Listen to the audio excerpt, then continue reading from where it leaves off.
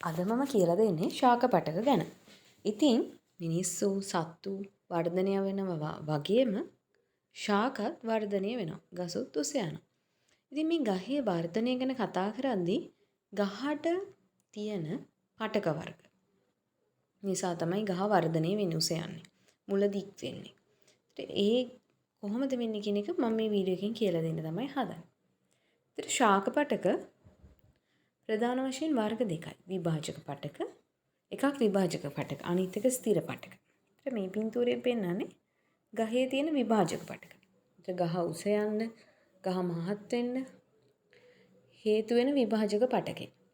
විභාජනය වෙනවා කියන්නේ එතනින් සෛල නව සෛල ඇති වෙනවා.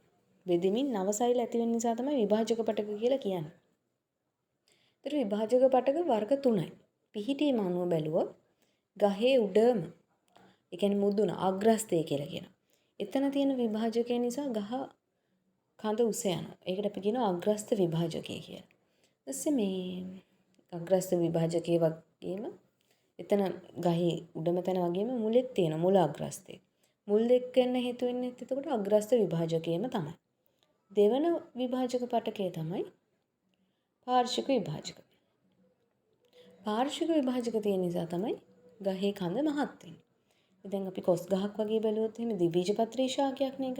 අතු බෙදෙන ද්විබීජපත්‍රී ශාකයක්. එතකොට මේ ගහ කොස් ගහ මුලින් ඉස්සෙල්ලා උස යනවා විතරයි. නේ?